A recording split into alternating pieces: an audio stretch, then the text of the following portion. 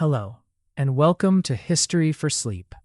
Tonight, we are going to travel back to the Viking Age, to a time when the northern seas were crossed by long wooden ships, and where a journey across the water could mean days of cold wind, wet clothing, restless nights, and very little comfort.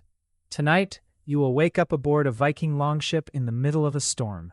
So get comfortable, turn down the lights, settle beneath your blanket, and allow yourself to slowly drift back into the past. The journey begins now. The first thing you notice is the sound. Not the wind, not the rain, the sea. It is moving beneath you, slowly at first, then with a sudden rise that lifts your entire body from the wooden boards beneath the blanket. You open your eyes. For a moment, you do not know where you are. The darkness is almost complete. There is no familiar wall beside you, no solid floor beneath you, only the groaning of timber, the slap of water against the hull, and the distant thunder of men shouting somewhere above. You remain still. The blanket around your shoulders is damp. Cold air touches your face. You can feel moisture in your hair. Another wave strikes the longship. The wooden hull rises sharply. Your body shifts across the sleeping space. Someone beside you catches himself against the side of the ship. A voice calls out through the darkness. You cannot make out the words. Then comes another sound, the deep crack of the sail pulling against its ropes. The ship is moving through a storm. You sit up. The cold reaches you immediately. Your wool clothing is still on your body, but it is no longer dry. The fabric feels heavy against your skin. Somewhere nearby, water has entered the ship, running across the wooden floor in a shallow stream. You place one hand against the timber beside you. The wood is cold, wet, alive with movement. You have spent enough time on the sea to understand what that means. The weather has changed, and it has changed quickly. Above you, the wind is becoming louder. The longship climbs another wave. For a few seconds, you feel almost weightless. Then the hull drops. The impact sends a deep vibration through the entire vessel. You hear wood creak, ropes strain. Then, the darkness closes around you again. You pull your cloak tighter. There is no fire here to warm you. No comfortable room to retreat into. No dry bed waiting somewhere beyond the storm. There is only the ship, the sea, and the men around you. This is your world now. You are aboard a Viking longship, far from the safety of land, surrounded by freezing water and darkness. And before the night is over, you will learn exactly how fragile a wooden ship can feel when the sea decides to become violent. But for now, you are still waking. Slowly, carefully, you listen. The storm is not yet at its worst. You can feel that. The older sailors can feel it too. Somewhere above, men are moving across the deck. The oars have been pulled in. The sail is being handled. Ropes are being tightened. Every movement matters. Every piece of wood matters. Every knot matters. Because out here, nothing is taken for granted. The longship is not a modern vessel. It does not have thick steel walls. There is no engine beneath the deck. There is no warm cabin where you can escape the cold. The ship is built from timber, rope, wool, leather, and the skill of the people keeping it alive. And tonight, those things are being tested. Another wave crashes over the side. Cold seawater splashes across the deck. You hear someone shout. The ship leans. You grip the wooden beam beside you. For a moment, you close your eyes. You think about land. You think about the settlement you left behind, the solid ground beneath your feet, the warmth of a hearth, the smell of smoke inside a longhouse, the feeling of sleeping without the entire world moving beneath you. But those things are far away now. The sea surrounds you in every direction. You cannot see the horizon. You cannot see the shore. Only darkness, only rain, only waves. You take a slow breath. Then you stand. The first thing you have to do is stay on your feet. The second is to help keep the ship moving. And the third is to survive the night. You step toward the opening leading onto the deck. Wind rushes through it. It is colder than you expected. You hesitate for half a second. Then you move forward. Outside, the storm is waiting. The first thing you notice when you step onto the deck is that the wind is stronger than it sounded below. It hits your face immediately.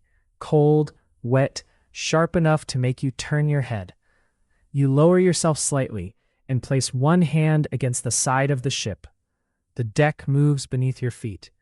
Not violently yet, but enough to remind you that you are standing on something floating in a dark sea. You look ahead. There's almost nothing to see. The night has swallowed the horizon. Clouds cover the sky, leaving only occasional patches of darkness where the moon might have been. Rain moves across the deck in fine sheets. The sail above you pulls and snaps. Its sound is strangely loud, like a great piece of cloth being torn again and again.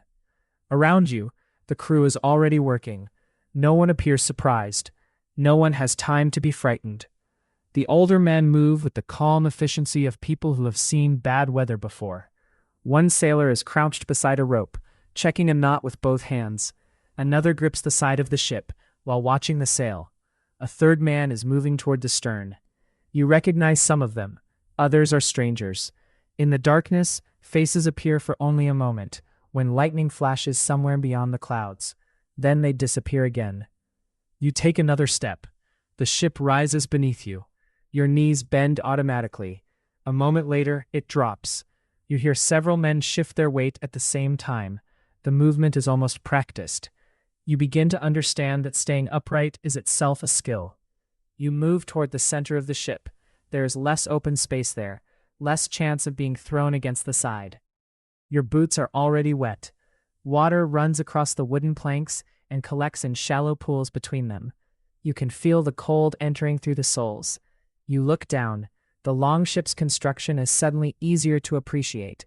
There is no thick barrier separating you from the sea. Only timber, planks, ribs, joints, ropes. The ship feels strong because it has to be strong.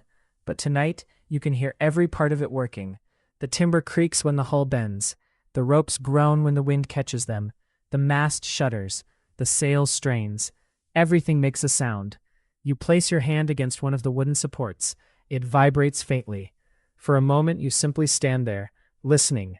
You can hear the sea on one side, the wind above, the men around you, and beneath everything, the deep, repeated groaning of the ship. It is almost like listening to a living creature breathe. Then a wave strikes. This one is larger. The bow rises. The deck tilts. You instinctively grab the nearest rope. Water breaks over the side. A sheet of freezing seawater rushes across the deck and soaks your legs. You gasp. The cold is immediate. Your wool clothing becomes heavier.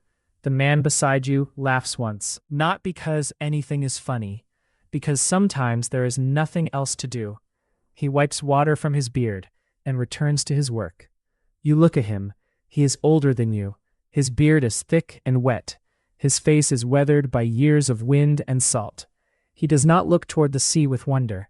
He looks at it the way a farmer might look at a field, carefully, respectfully, knowing that it can provide what he needs, and knowing that it can also destroy him. He points toward a rope. You understand what he wants. You move toward it. The rope is thick and rough beneath your hands. You pull. It does not move much. You pull again. The wind is stronger than you are. For a moment your feet slide. You lower your weight and try again. This time the rope moves. Only slightly, but enough. The older sailor nods. Then he turns away. There is no praise. There is no time for it. You keep working. Minutes pass, or perhaps longer. On a stormy sea, time becomes difficult to measure. There is no sun, no quiet, no ordinary rhythm, only one wave after another, one task after another. You begin to notice the cold differently.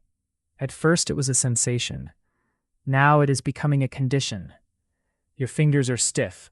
Your clothing clings to your skin. Your beard is wet. Your shoulders ache. You want to sit down, but you know that sitting down on a moving deck would be dangerous. So you remain standing. You watch the crew. They are conserving movement. Nobody wastes energy. When a rope needs pulling, several men pull together. When someone needs to move across the deck, he waits for the right moment. When the ship rises, everyone bends their knees. When it falls, everyone braces. You slowly begin to copy them. Your body learns before your mind does. Bend, grip, wait, move, brace. Again. The rhythm continues. Another wave comes. This time it breaks higher. The spray hits your face. You close your eyes.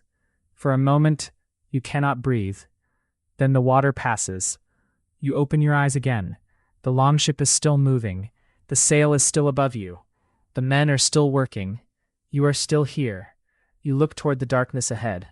Somewhere beyond that darkness is land. You cannot see it. You cannot know how far away it is. But the ship is carrying you toward it, or perhaps away from it. In this weather, direction feels almost imaginary. The compass is not something you can simply glance at. The stars are hidden. The coastline is invisible. The crew relies on experience, memory, wind, waves, and the shake of the sea. For now, the only thing you can truly know is the ship beneath your feet. You place both hands against the wooden rail. By the time you reach the center of the longship, you understand that the storm has changed the way everyone moves. There is no wasted motion now. Every man seems to know where he needs to be. The older sailors barely speak. They do not need to. A gesture is enough. A raised hand, a point toward the sail, a quick movement of the head. You watch them carefully. The man with the wet beard is standing near the mast. He is gripping a rope with both hands while another sailor works beside him. The rope is thick and dark with water. Every few moments, the wind pulls against it. The two men lean backward together. Then the pressure eases. They move again. You begin to understand why the crew works as a group. One man alone cannot control the ship in weather like this. The sea is too strong. The sail is too large. The ropes are too heavy. Everything depends on timing. You move closer. The older sailor sees you. He points toward a coil of rope lying near the side. You crouch and lift it. It is heavier than it looks. Water has soaked into the fibers. You carry it across the deck. Your boots slide once. You recover your balance. Nobody stops to help. Not because they do not care, because everyone is already doing something. You place the rope where the sailor indicated. He nods. Then he turns back toward the mast. You remain there for a moment, watching. The longship is small compared with the sea around it. That becomes clearer every minute. The deck is narrow. The wooden sides rise only a short distance above the water. Beyond them is darkness. You can hear waves striking the hull. Sometimes the water comes over the side. Sometimes it does not. You cannot predict which wave will be the next one. A sudden gust catches the sail. The entire mast leans. The crew reacts immediately. Several men pull together. The sail changes shape. The pressure eases. The mast rises again. You feel the movement through your feet. The ship is bending. Not breaking, but bending. You look at the wooden boards beneath you. They are wet and dark. You can see the seams between them. Small streams of seawater run along the deck. Someone has already begun pushing the water toward the side with a wooden scoop. He works without speaking. Push, lift, throw, again. You realize that even during a storm, the ship cannot simply be left alone. Water must be removed. Ropes must be watched. People must remain awake. The work never stops. You move toward the man with the scoop. He looks at you. Then he hands it over. You take it. The handle is cold. You bend down. Water has collected near your feet. You push it toward the side. The scoop fills. You lift it, throw. The sea takes it. You repeat the movement. At first you work too quickly. Your arms become tired.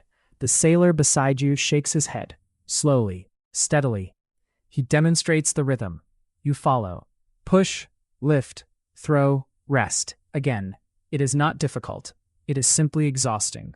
After a while, your shoulders begin to ache. Your fingers stiffen around the wooden handle. You keep working. The storm makes everything colder. Rain enters your sleeves. Water runs down your neck. Your wool clothing holds the moisture against your skin. You understand now why dry clothing is so valuable on a journey like this. There is nowhere to hang a wet cloak and forget about it. There is nowhere warm to sit until the fabric dries. You have only the clothes you are wearing. And the cold. You glance toward the sleeping area. The blankets are still there.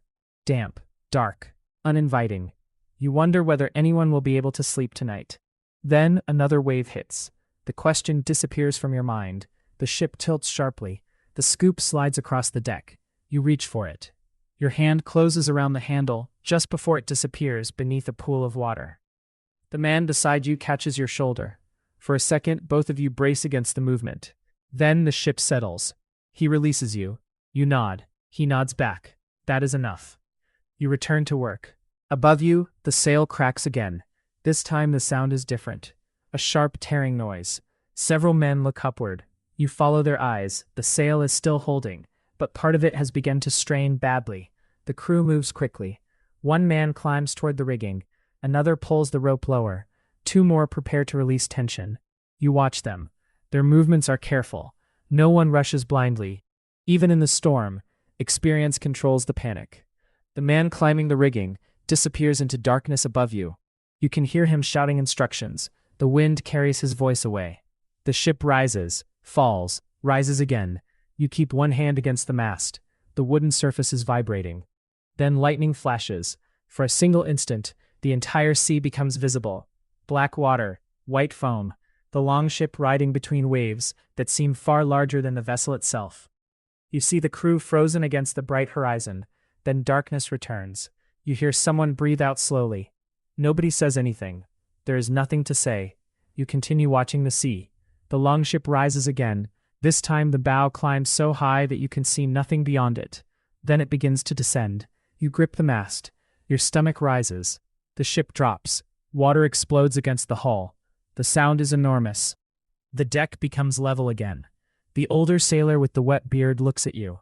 He gestures toward the rope. You move. You are beginning to understand. This is not about defeating the storm. Nobody here believes that.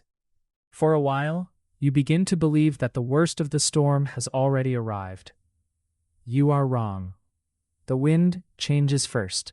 It comes from a different direction, pushing across the deck with a force that makes you lean without thinking.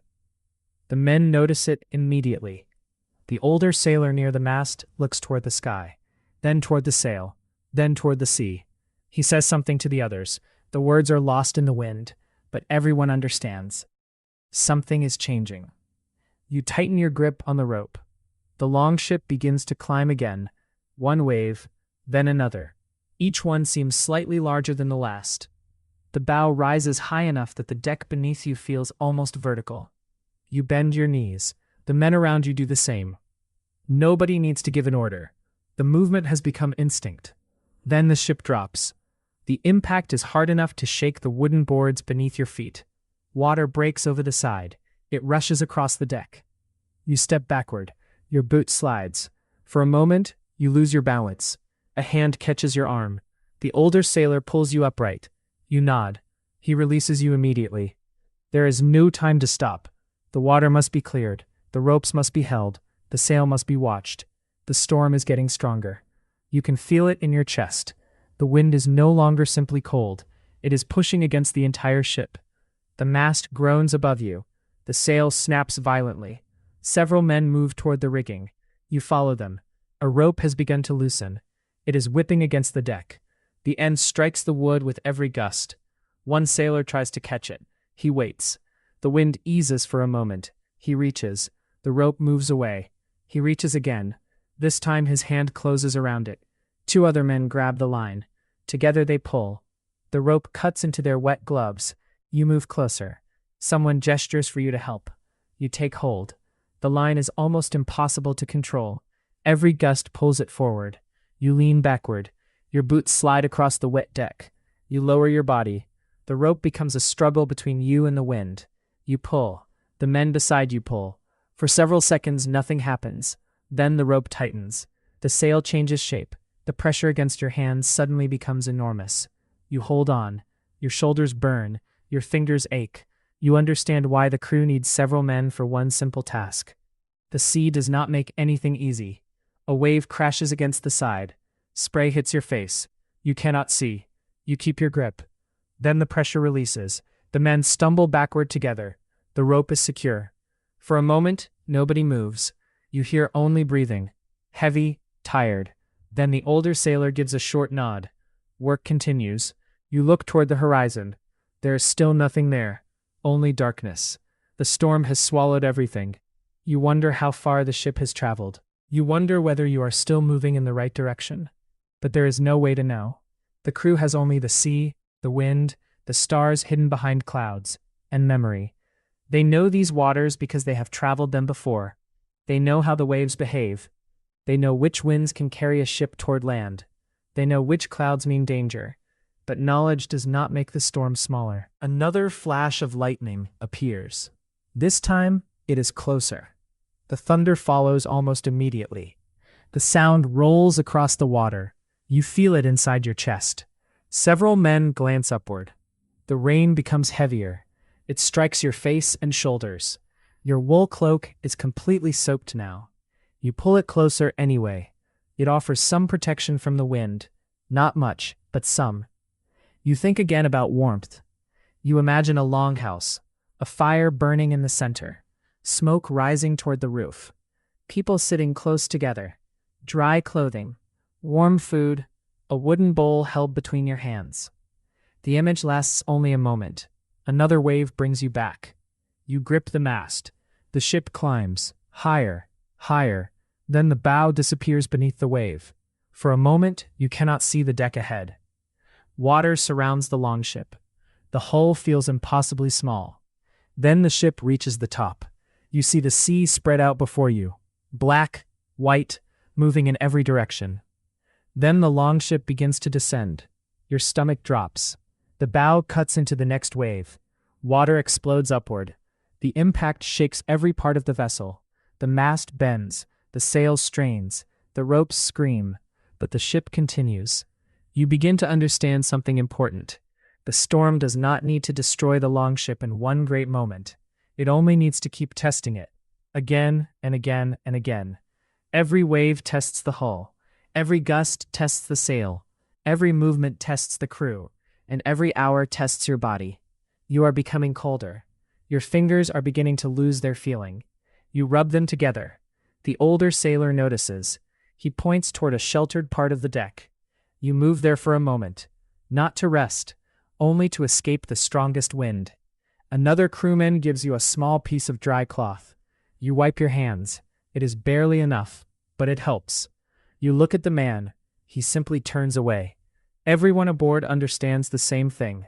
You share what you can, because tomorrow you may need someone else to share with you. The storm continues. The night stretches on, and somewhere beyond the darkness, land remains invisible. You do not know how many hours remain. You only know that the longship is still moving, still floating, still carrying you forward. The wind screams above the mast. The sea rises around the hull. The next wave is larger than the ones before it. You see it coming long before it reaches the ship. For a moment, the darkness ahead seems to rise. Then the shape becomes clearer. A wall of water. The men around you stop what they are doing, not because they are afraid, because they are preparing. You lower your body. One hand grips the rope beside you. The other presses against the wooden rail. The longship begins to climb. Slowly, then faster. The bow rises toward the top of the wave. You can feel the angle beneath your boots. The deck is no longer level.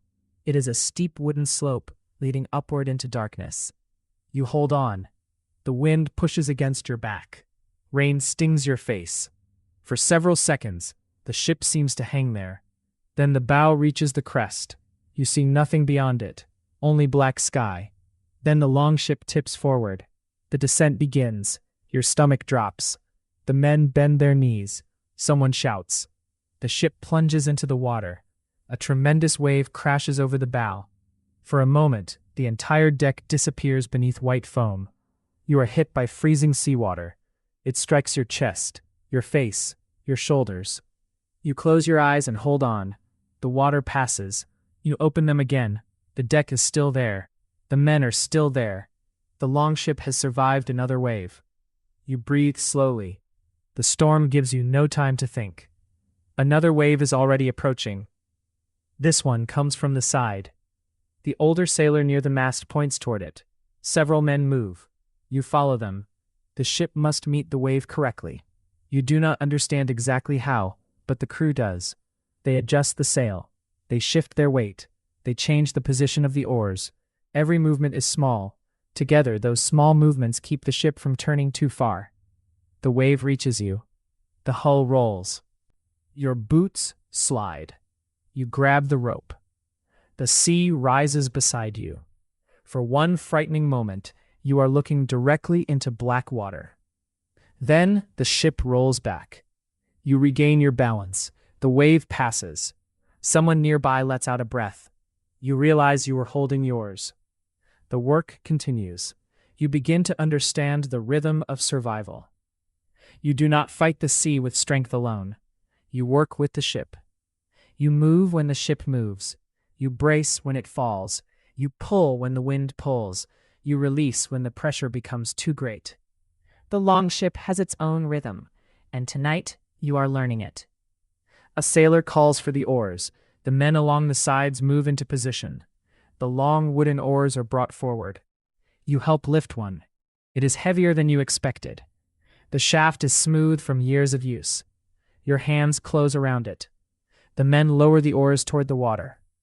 For a moment, the storm is so loud that you cannot hear the instructions. Then the man beside you begins. Pull. You follow. Pull. Again. Pull. The oar enters the water. The resistance is enormous. Your shoulders tighten. You pull with both arms. The oar bends slightly, then comes free. You bring it forward. Again. The rhythm is slow, heavy, exhausting, but the movement gives the crew something to control. The sea may be stronger. The wind may be stronger. But the oars give the men a way to keep the ship moving. You pull again. Your arms burn. Your fingers ache. Water runs down your sleeves. You keep going. The sailor beside you says something. You cannot hear him. He gestures. Slower. You adjust. The oars move together, one after another. A wooden rhythm beneath the roar of the storm. Dip. Pull. Lift. Return. Dip. Pull. Lift. Return. After several minutes, you stop noticing the cold. Not because you are warm, because your body is working too hard to think about it. Your breathing becomes deeper. Your shoulders become heavier. The muscles in your back ache. Still, you pull. The ship rises over another wave. The oars leave the water. Everyone waits. The ship descends. The oars enter again. Pull. The storm continues. You look toward the men around you. Their faces are exhausted. Their beards are soaked. Their clothing is dark with seawater. But there is something steady in their expressions. They have done this before. Perhaps not this exact storm, not this exact night. But they know what it means to be far from land. They know that fear wastes energy. They know that panic makes mistakes. So they work, and you work with them. Hours seem to pass. The darkness remains. Your arms are trembling now. The older sailor sees it. He gestures for another man to take your place. You release the oar. Your hands remain curled as though still holding it. You step backward. For the first time in a long while, you are allowed to stand without pulling. You lean against the mast. Your chest rises and falls. But beneath the noise, you hear something else. The ship, the creaking timber, the water moving along the hull, the ropes straining. The longship is carrying everyone through the darkness. You look at the wooden boards beneath your feet. They are simple. They are old. They are wet. But they are holding. You place one hand against the mast. The wood is cold, yet somehow reassuring. You realize that you have begun to trust it. Another wave rises. You watch it approach. This time, you do not panic. You know what will happen. The ship will climb. The deck will tilt. The bow will rise. Then it will fall. You bend your knees. You grip the mast. The wave arrives. The longship climbs. You breathe. The bow reaches the crest. The storm has become a battle between the ship and the wind. You can feel it everywhere. In the mast beneath your hand, in the rope stretched tight across the deck, in the sail above you, even in the wooden boards beneath your boots. The wind no longer comes in steady gusts. It arrives suddenly, a violent push, then another, then a brief moment of calm. The crew watches the sail constantly. You begin to do the same. The great sheet of cloth is soaked and heavy. When the wind catches it, it pulls with tremendous force. The mast bends slightly. The ropes tighten. The entire ship seems to lean toward the darkness. One of the sailors points upward. You look.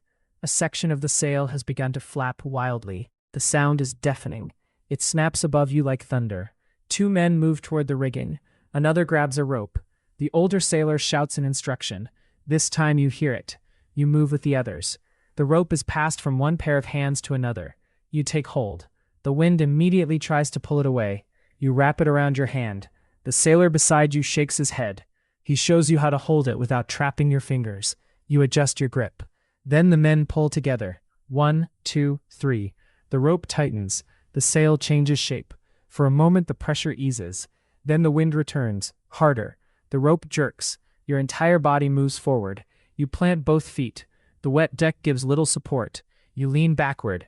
The sailor beside you does the same. Together, you hold. The ship rises over a wave. The rope pulls even harder. Your shoulders burn. Your hands hurt. You begin to wonder how long you can continue. Then another man takes hold beside you. The weight becomes easier. Not easy, just easier. This is how the crew survives.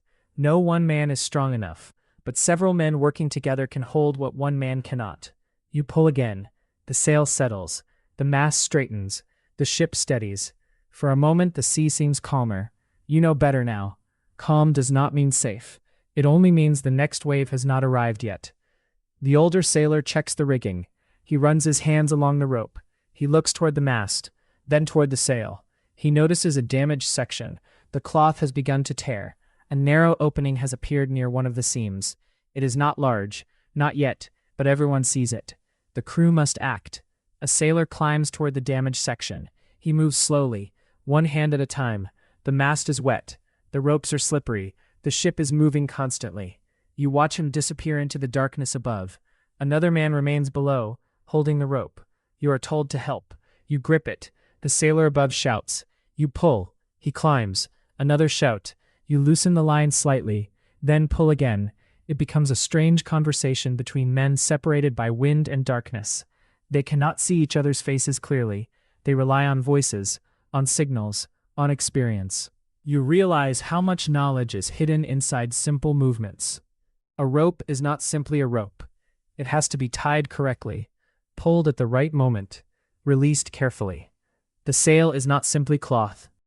It must be positioned according to the wind. Too much pressure can damage it, too little can leave the ship without control. The mast is not simply a piece of wood. It carries enormous force. Every part of the ship depends on every other part. You look up again. The sailor reaches the damaged section. He begins working. Lightning flashes. For one brief moment, you can see him clearly, a small figure against a huge black sky. Then darkness returns. The thunder comes. You keep holding the rope. Your arms are tired, your body is cold, but you remain steady. Minutes pass. The sailor finally calls down. The repair is finished. The crew begins lowering the tension. You release the rope slowly. Your fingers ache when they open. You rub them together. They barely feel like your own. The wind catches the sail again. This time, the sound is different. It is still loud, but the cloth holds. The longship continues forward. You stand near the mast and watch the sail. You have begun to understand that it is not the storm itself that is most dangerous. It is the sudden changes, the unexpected gust, the rope that snaps, the sail that tears, the wave that comes from the wrong direction. The moments when the ship is forced to react before the crew is ready. So everyone watches, always watching. No one looks away for long. The sea remains black. The rain continues. You cannot see where you are going, but the ship has a direction. The men know it. Somewhere beyond the darkness lies the coastline. Perhaps it is still far away, perhaps closer than you think. You have no way of knowing. For now, the sail is carrying you. The wind pushes. The men adjust. The ship responds. And you begin to realize that the longship does not conquer the sea. It survives by listening to it. The wind pushes. The ship leans. The crew adjusts. The wave rises. The ship climbs. The sail strains. The ropes hold.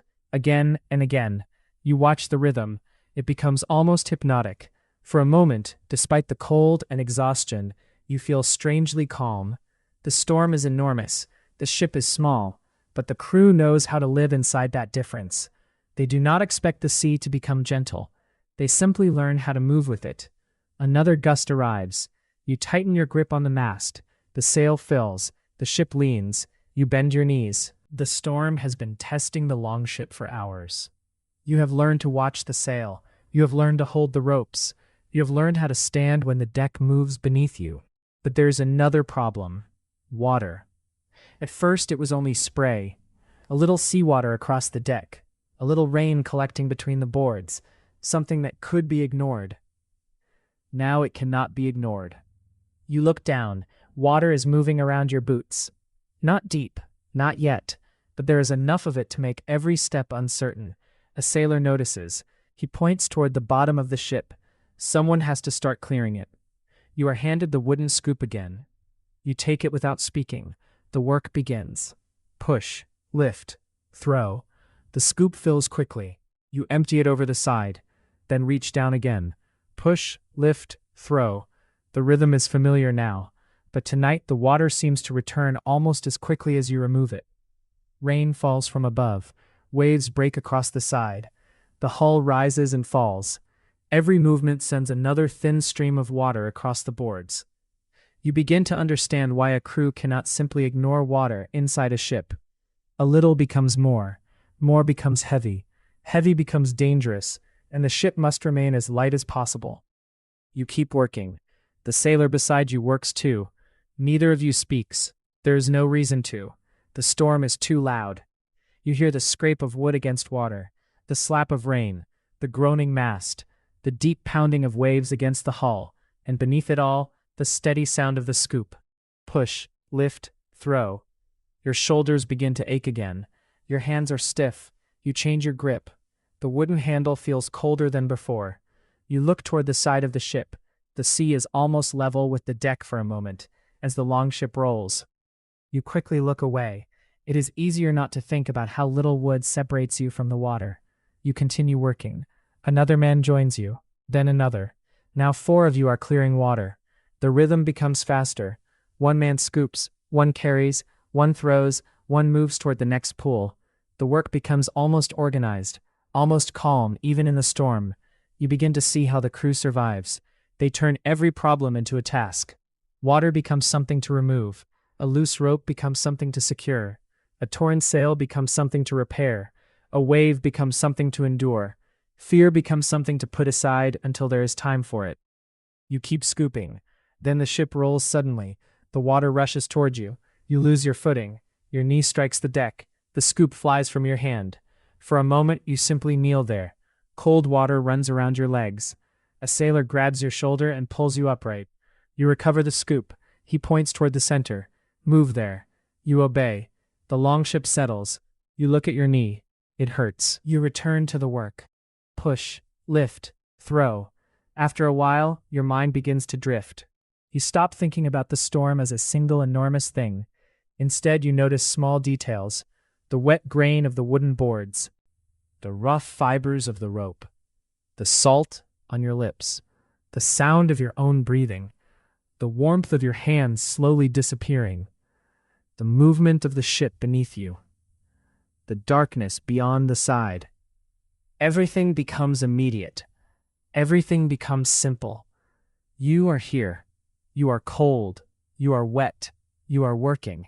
That is all. Then someone shouts. You look up. A larger wave is approaching from the side. The crew moves quickly. The men stop scooping.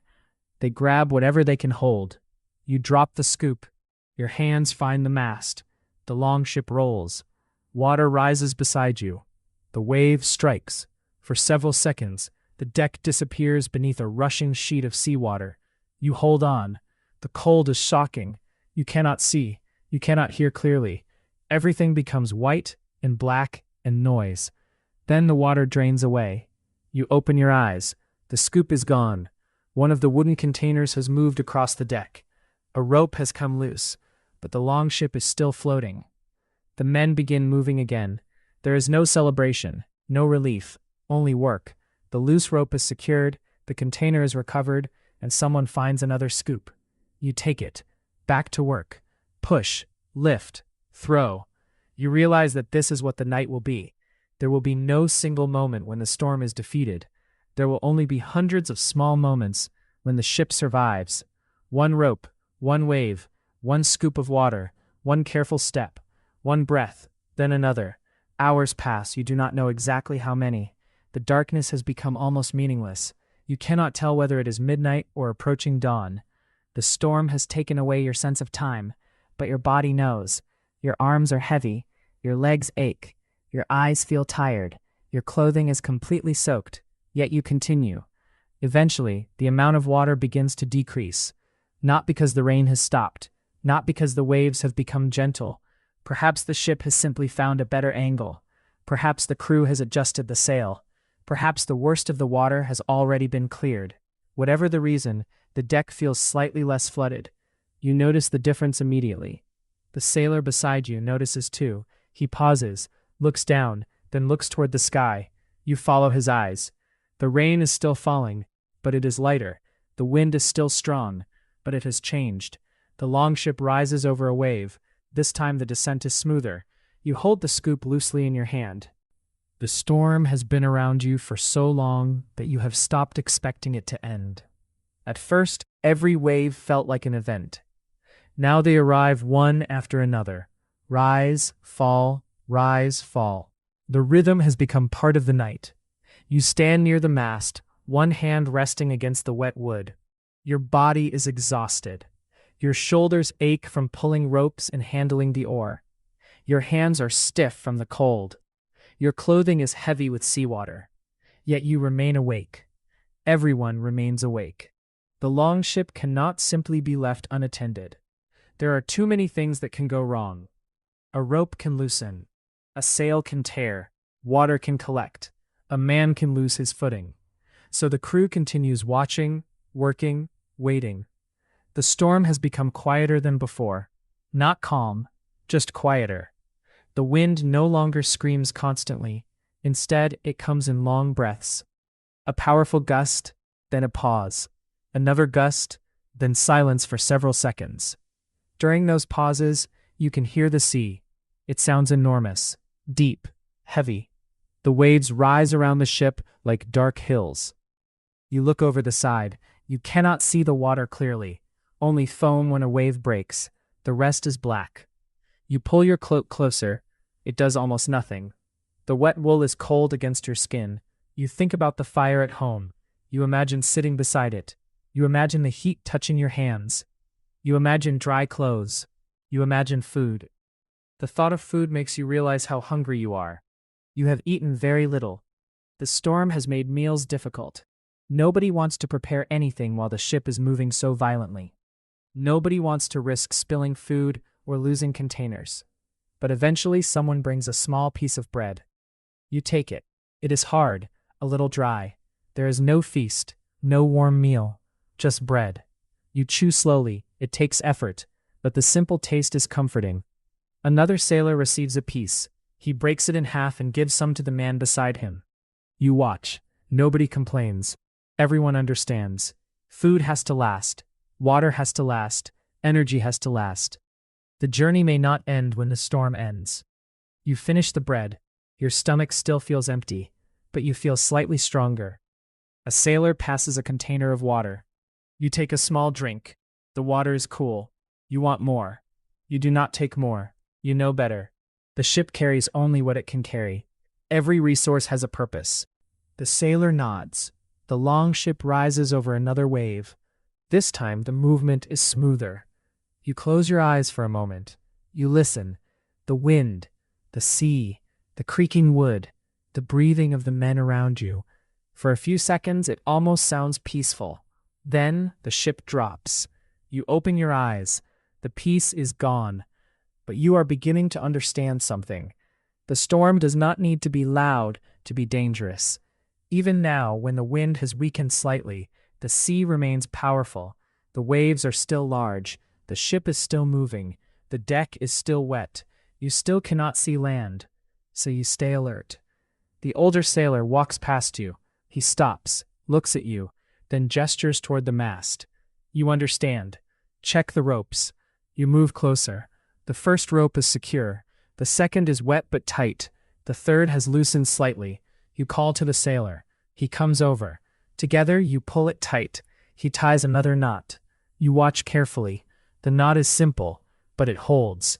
You run your hand along the rope. It feels strong. You move to the next. This continues for some time. Check. Tighten. Move. Check again. It is almost boring, and that is a good thing. Boring means nothing has gone wrong. You begin to appreciate boring. The sea continues moving. The men continue breathing. The ship continues floating. Nothing breaks. Nothing tears. Nothing disappears into the darkness. You stand quietly. The hours pass. You have no idea how many. Your body wants sleep. Your eyes burn. You imagine lying down, just for a few minutes. But the deck shifts beneath you. You know that sleeping here would be dangerous, so you remain awake. Another sailor sits against the mast. He looks exhausted. His head drops forward, then rises again. He is fighting sleep. You understand the feeling. The cold makes you tired. The constant movement makes you tired. The work makes you tired. Everything makes you tired. But sleep must wait. The sea is not finished. You look toward the sky. The clouds are beginning to separate, only slightly. A small patch of darkness appears above the mast, then another. You cannot see stars yet, but the clouds are thinner. The wind has changed again. This time the change feels different. The rain has almost stopped. You lift your face. Only a few drops touch your skin. You look around. The men notice too. Nobody says anything. They simply watch. The storm is still there, but it is moving away. You can feel it. The waves remain large. The sea remains restless, but the violence has begun to leave the air. You take a slow breath. For the first time in many hours, you allow yourself to imagine morning. Not a warm morning, not an easy morning, just morning. Light. Dry land perhaps. Food. Rest. A chance to remove your wet clothes. A chance to sit somewhere that does not move. You almost smile at the thought. The longship rises over another wave. This time you barely notice. Your body has learned the motion. You bend your knees automatically. You grip the mast. The ship descends. You remain standing. The night is still long, but it is no longer endless. The first light has not arrived yet, but the darkness is changing. You notice it in the sky first. The black clouds are no longer completely solid. There are lighter patches between them. The rain has almost stopped, and the wind, although still cold, no longer pushes with the same violent force. The men notice too. Nobody celebrates. Nobody relaxes. Not yet. A storm can weaken and return. Everyone aboard knows that. So the crew continues watching the sea. You stand near the mast, feeling the longship move beneath you. The waves are still large, but they are different now. Instead of crashing against the hull with sudden violence, they roll beneath the ship in long, heavy movements. Up, then down. Up, then down. The motion is almost gentle. Almost. You look toward the older sailor. He is watching the horizon. You follow his gaze. There is nothing there, only darkness, but he keeps looking. He has been at sea long enough to know that the first signs of land may be invisible long before they are seen. The ship needs to maintain its course. That is the next task. You move toward the steering area. The man responsible for the rudder is still there. His hands are wrapped around the steering oar. His clothing is soaked. His face is tired, but his attention never leaves the sea. You watch him work. The rudder is not simply held in one position. It must be adjusted constantly. The waves push the ship one way. The wind pushes another. The steering oar responds. Small movements, tiny corrections. You begin to understand that holding a course is not about pointing the ship once and leaving it alone. It's about correcting again and again. A little left, then right. A little more, then back. The sea never stays still, so the ship cannot stay perfectly straight. The steersman makes another adjustment. The longship turns slightly. You look toward the bow. It rises over a wave, then settles. The course holds. One of the sailors comes beside you. He points toward the sky. A narrow break has appeared between the clouds. For a moment, you see a faint glow. Not sunlight. Not yet, but something lighter than the darkness. Morning is approaching. You feel strangely relieved. You have been awake for so long that the idea of morning feels almost unreal. You rub your hands together. They are still cold. Your clothes are still wet. Your body is still tired, but the thought of daylight changes something inside you.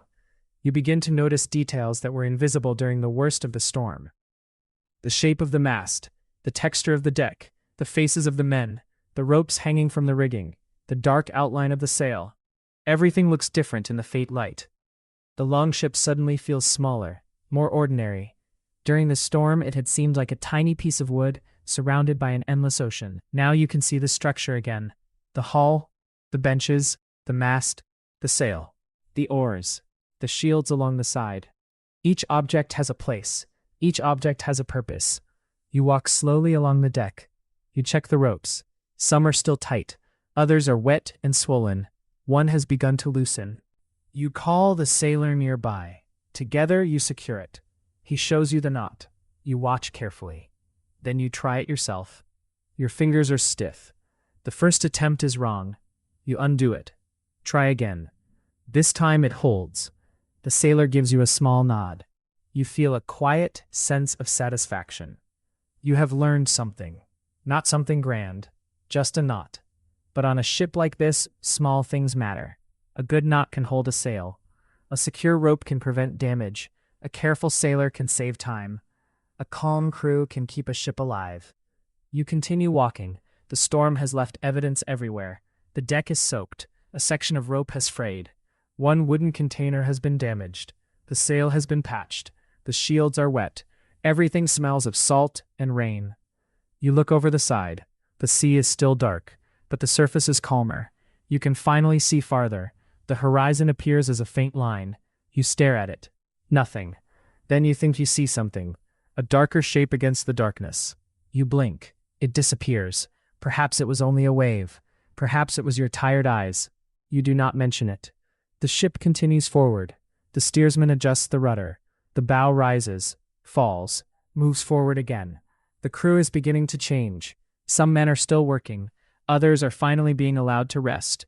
One sailor sits against the side of the ship. He closes his eyes. Another removes his wet cloak. He wrings water from it. The sound is small, almost ordinary. You realize how much you have missed ordinary sounds. A cough, a quiet conversation, the creak of wood, the scrape of a boot, the gentle movement of rope. The storm had made every sound enormous. Now the world is becoming quiet again. You sit for a moment, not completely. You remain close enough to stand if needed, but you allow your body to rest. Your legs are trembling slightly. You stretch them. Your back hurts. Your shoulders hurt. Your hands hurt. You have worked for several days without stopping. Perhaps in a way, you have. The sea has no interest in your schedule. It does not care whether you are tired. But now the worst seems to be behind you. You look toward the sky again. The clouds are breaking. A pale strip of light appears along the horizon. Morning. Real morning. You breathe slowly. The light grows. The sea changes color. The black water becomes gray. The foam becomes white. The longship becomes visible. Morning is slowly spreading across the sea. The darkness has lifted enough for you to see the waves clearly. They are still large, but they are no longer breaking with the same violence. The wind has weakened. The rain has almost stopped. For the first time since the storm began, you can hear the longship without the constant roar of weather. The hull creaks softly. The ropes move against the mast. Water runs along the deck. The sounds are ordinary again. You stand near the side of the ship and look toward the horizon. The sky is pale. Gray clouds remain in the distance. Behind them, the storm is moving away. You can still see its darkness, but it is no longer above you. The men begin to move differently. They are still tired, still wet, still cold, but the urgency has disappeared. Nobody is rushing now. A sailor walks toward the sail and examines the damage. Another checks the ropes. Two men inspect the sides of the hull. You watch them. The storm has left marks everywhere. The sail is patched. Several ropes are frayed. The deck is covered with water. A wooden container has been damaged. One of the oars has been moved from its place. The longship looks worn, but it is intact. That matters. The older sailor walks along the deck. He touches the mast, checks the ropes, looks toward the sail. Then he examines the hull. He is searching for anything the storm may have damaged. You follow him. He points toward a section of wood near the side. There is a small crack. Not large, but visible. He calls another sailor. Together they examine it. They do not panic. They simply begin working. A piece of wood is brought forward. Rope is prepared. The repair begins. You are given a task. Hold this. You take the piece of wood. It is wet and heavy. You hold it against the damaged area while the other men secure it. The work is slow, careful. There is no reason to hurry now. The storm has passed, but the ship still has to carry everyone to land. You remain still until the repair is finished. The sailor checks it with his hand. He pushes against the wood. It holds. He nods. You release it. Another small problem has been solved. The crew is doing the same thing everywhere. They are returning the ship to order. Ropes are coiled, containers are moved, oars are placed back into position. The deck is cleared, the damaged sail is checked again. It is strange to see the ship becoming normal.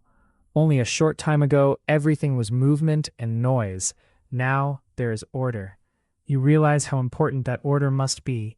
On the sea, every object has a place. A rope left loose can become dangerous.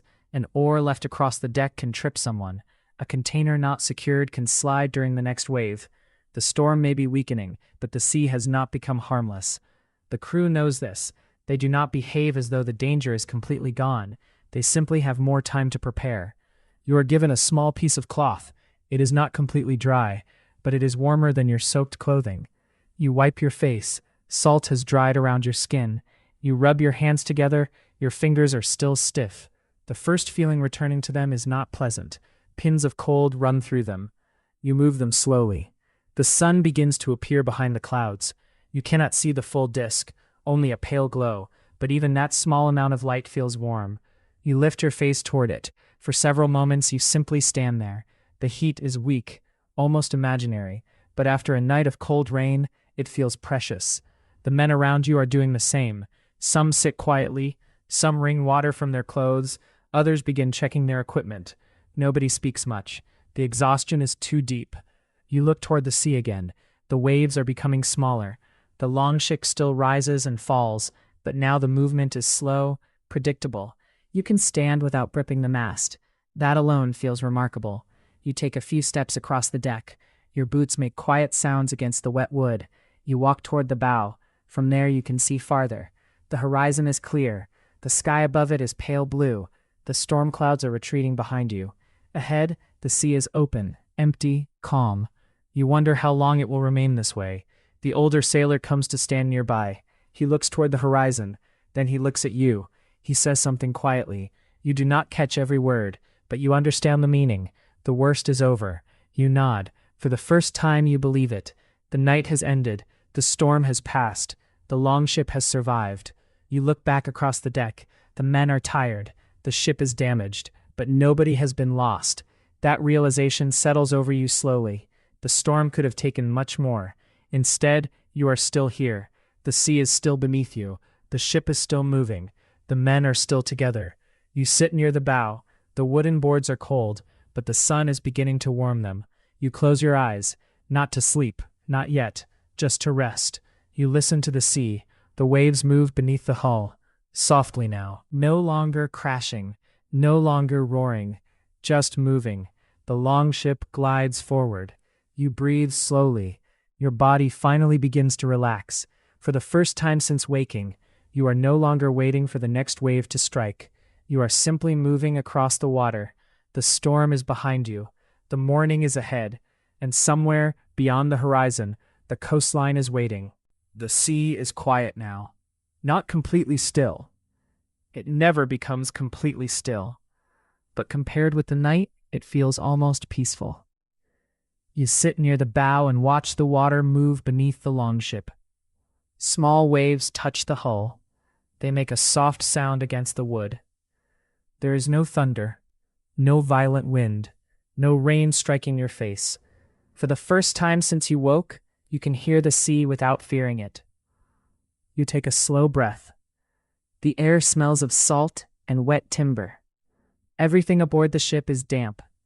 The deck, the ropes, the sail, your clothes. But the morning sun is slowly changing that. A little warmth reaches your shoulders. You turn toward it. The warmth is weak, yet your body notices immediately. You close your eyes for a moment. You do not sleep. You simply stand still. The longship moves beneath you. Up, down, up, down. The movement is gentle enough now that you no longer need to think about balancing. Your body has learned it. You look behind you. The storm is far away.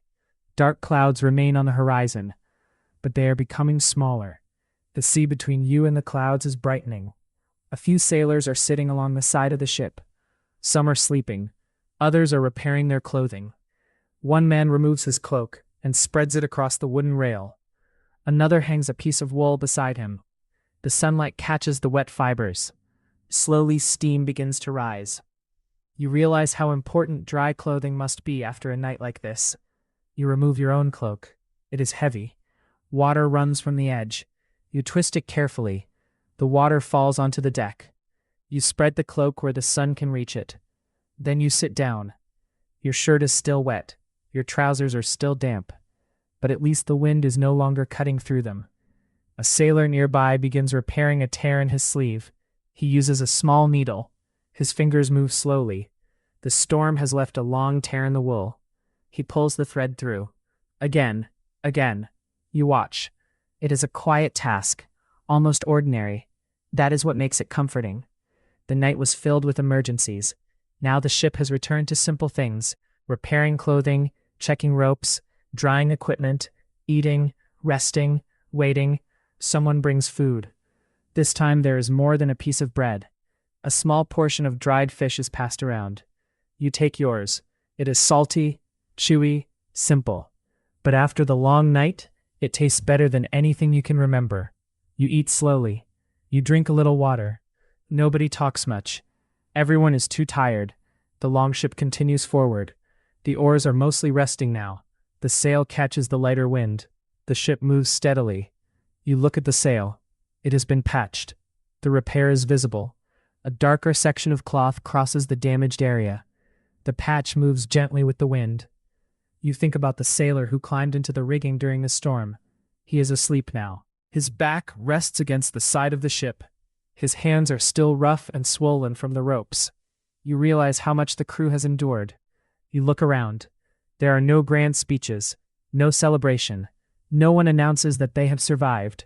They simply continue. That is how survival looks. Not dramatic, mostly quiet. A series of ordinary tasks completed while danger passes. You stand and walk toward the stern. The steersman is still there. He looks less tense now. His hands remain on the steering oar, but his shoulders have relaxed. You stand beside him. He points toward the horizon. You look. For a moment, you see nothing. Then something appears. A thin, dark line, so faint that you are not certain. You blink. The shape remains. Land, perhaps. You stare. The steersman says something. You turn toward him. He points again.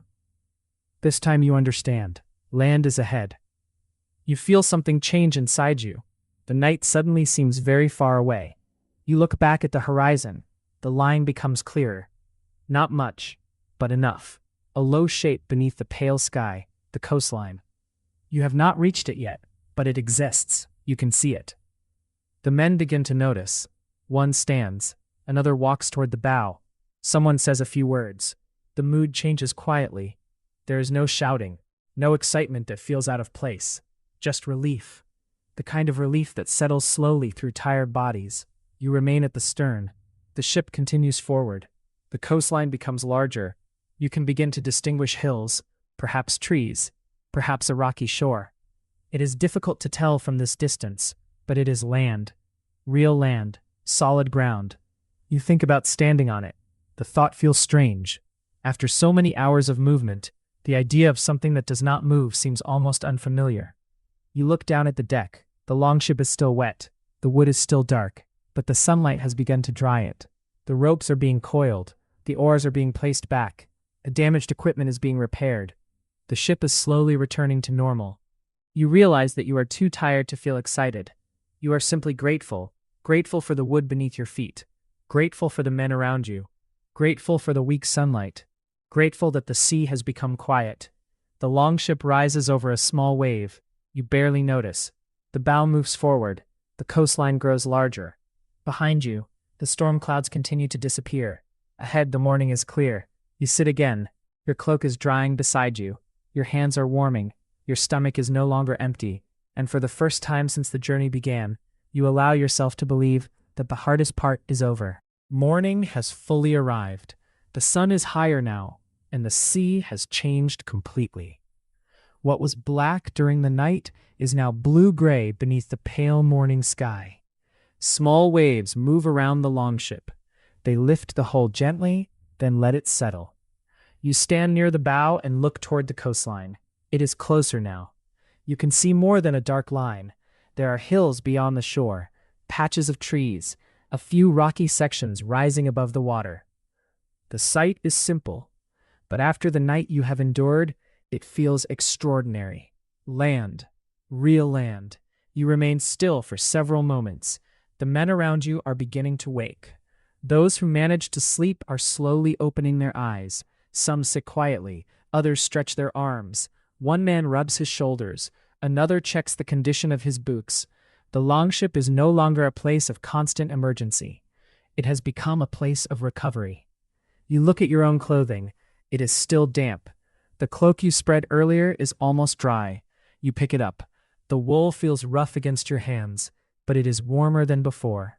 You put it around your shoulders. The warmth is small. Still, your body welcomes it. Around the deck, the crew begins preparing for the next part of the journey. The oars are checked. The ropes are coiled. The sail is examined. The damaged sections are secured. The wooden boards are cleared of the last pools of seawater. Everything is done slowly. Nobody is in a hurry. The sea is calm enough to allow time. You help carry one of the oars back into position. It feels lighter than it did during the storm. Perhaps you are stronger now. Perhaps you are simply no longer exhausted by fear. You place it beside the others. The sailor nearby checks its position, then nods. Another task finished. You walk toward the stern. The steersman is still watching the coastline. He points toward a section of shore. You look. There appears to be a narrow inlet, a place where the water reaches farther inland. Perhaps that is where the ship will go. The coastline is becoming clearer. You can see individual trees. You can see rocks near the water. You can even see the changing color of the shallow sea close to shore. The water there is lighter. The bottom must be closer. The longship begins to slow. The sail is adjusted. The wind is weaker near the coast. A few men take up the oars. They do not row hard. There is no need. Slow movements are enough. Dip, pull, lift, return. The rhythm is calm now. You sit beside one of the benches and watch. The oars enter the water together. They leave together. The longship moves forward. You look back toward the open sea. The storm is almost impossible to see now. Only a few dark clouds remain far behind you. You think about the night, the enormous waves, the freezing rain, the ropes, the sail, the water inside the ship, the hours spent standing. But your body remembers. Your shoulders still ache. Your hands are still stiff. Your legs feel heavy. You understand that exhaustion does not disappear simply because the storm has ended. It stays with you, quietly. You lean back against the side of the ship. The wood is warm from the sunlight. You close your eyes. For a moment, you listen to the oars. Dip, pull, lift, return. The sound is steady, almost comforting. You open your eyes again. The coastline is much closer. Now you can see the shore clearly. Small stones line the water. Grass grows above the beach. Trees stand farther inland. The sight of ordinary land seems almost strange. You have spent so long surrounded by water that solid ground feels unfamiliar. One of the sailors points toward the shore. You follow his hand. There is movement. Perhaps birds, perhaps animals. You cannot tell. The men begin preparing the ship. Some secure the sail. Others check the ropes. The steersman slows the longship even more. The water is shallow here. The ship cannot simply rush forward. Everyone becomes careful. The oars dip into the water. The longship turns slightly. You feel the hull move toward the inlet. The water is calm, almost glass-like. You can see small ripples spreading from the oars. The sound is gentle. No thunder, no shouting, no rushing water. Just wood moving through a quiet sea. You look down. Your reflection appears briefly between the waves. Your face looks tired. Your hair is still wet. Salt has dried along your skin. You hardly recognize yourself. Then you realize that this is what the sea has given you. A night you will remember. Not because it was dramatic, but because every ordinary thing became important. Warmth, dry clothing, food, a secure rope, a quiet deck, the presence of other people, even a little sunlight. You look around at the crew. They seem to understand the same thing. Nobody talks much. There is no need. The ship moves toward shore. The first oar touches the water. Then another. The longship glides forward. You hear birds now. Their calls come from somewhere along the coastline. The sound reaches you across the water. It is the first sound from land that you have heard in many hours. You listen. Then another bird calls.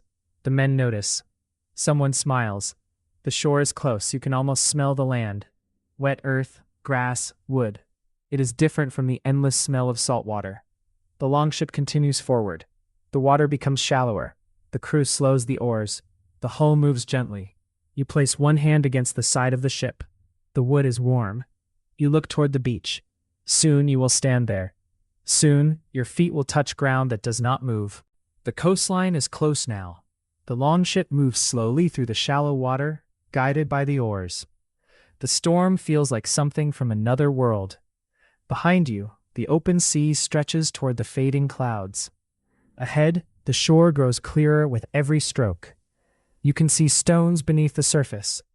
You can see patches of dark seaweed moving gently with the water. The oars enter the sea and lift again. Dip, pull, lift, return. The rhythm is slow and steady. No one needs to shout. There is no wind strong enough to drown out a voice. The steersman makes a small adjustment. The bow turns toward the beach. You watch the water. The longship glides forward. Then you feel something different. The movement changes. The hull slows. The water beneath it is very shallow. A sailor steps toward the bow and looks down. He gestures. The ship is almost there. The men begin preparing to land. The oars are lifted from the water. The sail is lowered carefully. Ropes are gathered.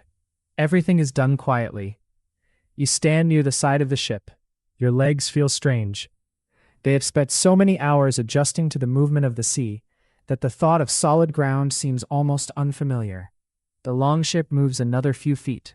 Then the bow touches the shore. There is a soft scraping sound. Wood meets stone. The ship stops.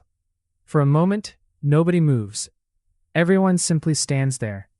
The journey is over, at least for now. One sailor steps forward. He jumps down into the shallow water. His boots disappear beneath the surface. He walks toward the beach. Another follows. Then another. You remain aboard for a few seconds. You look around the ship. The wet deck, the damaged sail, the ropes, the benches, the oars, the mast. This small wooden vessel carried you through the night. You place one hand against the side. The wood feels rough beneath your fingers. You almost feel grateful to it. Then someone gestures for you to come. You step over the side. Your boot enters the cold water. Then the second. The water reaches only your ankles. You walk forward. The ground beneath the water is uneven. Small stones shift beneath your feet. You take another step, then another. And finally, your boot reaches the beach. Solid ground. You stop. Your body almost expects the earth to move. It does not. You stand still. The sensation is strange. After hours on a rolling ship, the land feels impossibly steady. You look down. Wet stones lie beneath your feet. Small pieces of driftwood rest among them. A little grass grows above the beach. You take a slow breath. The air smells different here. Less salt. More earth. Wet soil. Leaves. Wood. You look toward the trees. Birds move between the branches. Their calls are soft, ordinary. The men begin unloading the ship. Containers are carried toward the shore. Ropes are brought out. The sail is gathered. Food is checked. Equipment is inspected. The work continues. Even after surviving the storm, there's still work to do. You help carry one of the containers. It feels heavier than expected. Your arms are tired. You carry it slowly. A few steps, then another. You set it down near the others. The sailor beside you gives a tired nod. You sit on a piece of driftwood. For the first time, you do not have to hold anything. No rope, no mast, no steering oar, nothing. Your hands rest on your knees. They are red from the cold. Your fingers are swollen. You move them slowly. They hurt, but the pain feels different now. It is the pain of exhaustion, not danger. You look back toward the sea. The longship sits at the edge of the water. The waves move gently around it. It looks smaller from shore, almost fragile. You think about how enormous the sea seemed during the storm, how the waves rose above the deck, how the wind pulled up a sail, how the darkness seemed endless. Now the same sea looks peaceful. It stretches beneath the morning sun. Soft light moves across the surface. You realize how quickly the world can change. A few hours ago you were holding a rope with all your strength. Now you are sitting on a quiet shore. The difference is almost difficult to understand. One of the sailors sits beside you. He removes his boots. Water pours from them. He laughs quietly. You laugh too. It is the first real laugh you have heard all morning. The tension begins to leave your body. You look toward the others. Some are preparing a small fire. Others are spreading wet clothing across branches. The sight of fire catches your attention immediately. You move closer. Someone places dry wood beneath it. A spark catches. A small flame appears. Then another. Soon the fire begins to grow. You sit near it. The heat reaches your hands. You hold them toward the flames. At first, the warmth hurts. Your fingers have been cold for so long that the returning sensation feels sharp. You move closer. Slowly, the pain becomes comfort. The warmth spreads through your hands, then your wrists, then your arms. You close your eyes. You can smell smoke. You can hear the crackle of burning wood. You can hear quiet voices around you. No thunder, no crashing waves, just fire. You are given a little food. This time you eat without rushing. Bread, dried fish, a little water. Simple food, but after the night at sea, it feels like a feast. You eat slowly. The sun climbs higher. Your clothes begin to dry. Steam rises from the wet wool near the fire. You sit quietly and watch it. Your body is exhausted. Your eyes are heavy. For the first time since you woke, sleep feels safe. You lean back slightly. The fire crackles. The fire is still burning. You sit close enough to feel its warmth on your hands. Behind you, the sea moves gently against the shore. The sound is soft, almost rhythmic. The same sea that frightened you during the night now seems calm enough to sleep beside. You look toward the longship. It rests in the shallow water, its hull rising and falling with the small waves. The sail has been lowered. The ropes are gathered. The damaged sections are visible in the morning light. But the ship is still there, still floating, still whole enough to continue the journey when the crew is ready. For now, nobody is ready. Everyone needs to rest. You can see it in the way the men move. Slowly, quietly, without unnecessary words.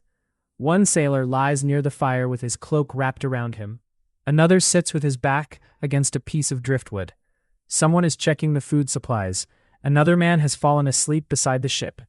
You understand now that exhaustion is not something that disappears simply because danger has passed. It remains in your muscles, in your shoulders, in your hands, in your eyes. You feel it everywhere. You stretch your legs. They ache from standing on the moving deck. You move your feet slowly. The ground beneath you remains still. That simple fact continues to feel strange. You have spent so many hours balancing against the movement of the ship that your body still expects the earth to shift. It does not. You stand. For a moment you feel unsteady. You take one step, then another. Your balance slowly returns. You walk toward the edge of the beach. The morning sun is higher now. The wet stones shine. Small pools of water remain between them. You hear birds somewhere beyond the trees. The sound is peaceful. You stop and listen. There is no thunder, no roaring wind, no crashing sail. Only birds, water, fire. You take a slow breath. The air feels warmer. You look back toward the fire. Someone is preparing another small meal. You walk closer. A wooden bowl is handed to you. Inside is warm food. Simple, thick, not much, but enough. You hold the bowl with both hands. The warmth travels into your fingers. You smell the food before you eat. It is comforting. You take a slow mouthful. The warmth reaches your stomach. For the first time in many hours, you feel properly fed. You eat quietly. Around you, the others do the same. Nobody rushes. There is nowhere they need to go immediately. The sea is calm. The ship is secure. The shore is safe. For now, that is enough. After eating, you return to the fire. Your cloak is almost completely dry. You place it around your shoulders. The wool feels warmer than before. You lean back. Your eyes become heavy. You try to remain awake, but there is no reason to fight sleep anymore. The storm is gone. The ship is resting. The crew is together. You let your eyes close. The fire crackles. A branch breaks softly in the flames. The waves move along the beach. A bird calls from the trees. You breathe slowly. The sounds begin to blend together. You remember the night, the darkness, the cold, the waves rising around the longship. You remember gripping the mast. You remember the ropes cutting into your hands. You remember water rushing across the deck. You remember wondering whether the ship would survive. Now those memories seem distant, almost like something that happened to another person. You open your eyes again. The fire is still there. The sea is still calm. The coastline is still bright beneath the sun. You realize that you survived, not because you were fearless. You were afraid. Everyone was afraid. You survived because the crew continued doing what needed to be done, one rope at a time, one wave at a time, one scoop of water at a time, one careful step at a time. There was never a moment when everything became easy. There were only small tasks, small decisions, small acts of patience. You look at the men around you. They are ordinary people, tired, cold, hungry. But together they carried one another through the storm. You think about that for a while. Then your eyes begin to close again. This time, you do not open them. You lie down beside the fire. The ground is firm beneath you. You pull the cloak around your body. The warmth surrounds you. Your hands rest near your chest. Your breathing slows. The sea continues its quiet movement nearby. The longship creaks softly in the shallow water. The fire gives one gentle crack, then another. You no longer need to watch the horizon. You no longer need to hold a rope. You no longer need to listen for the next wave. There is nothing you need to fix, nothing you need to steer, nothing you need to fear. For a little while, you can simply rest. The sun warms your face. The wind moves gently through the grass. The waves touch the shore, again and again. Your body grows heavier. Your thoughts become slower. The night feels farther away. You think about the longship. You think about the sea. You think about the journey that brought you here. But the thoughts become softer, less important. The fire continues burning. The waves continue moving. The birds continue calling somewhere beyond the trees. Your breathing becomes slow and steady. The warmth of the cloak surrounds you. The ground remains still. And after a night spent fighting the cold, the wind, and the sea, you finally allow yourself to sleep. Not aboard the longship, not beneath a storm, but safely beside a quiet shore, with the fire nearby, with the sea behind you, and with the morning sunlight resting gently across your face. You wake slowly. For a few moments you do not remember where you are. You hear water, soft water, not the violent sea of the night before. Just small waves moving along the shore. You open your eyes. The fire has almost gone out. Only a few glowing pieces of wood remain beneath the ash. The morning sun is higher now. Warm light falls across the beach. You lie still beneath your cloak. Your body feels heavy. Every muscle seems to remember the storm. Your shoulders ache. Your hands are sore. Your legs feel tired. But you are warm. And you are safe. You sit up slowly. The coastline looks different in daylight. Yesterday, you could only see darkness. Now you can see the land clearly.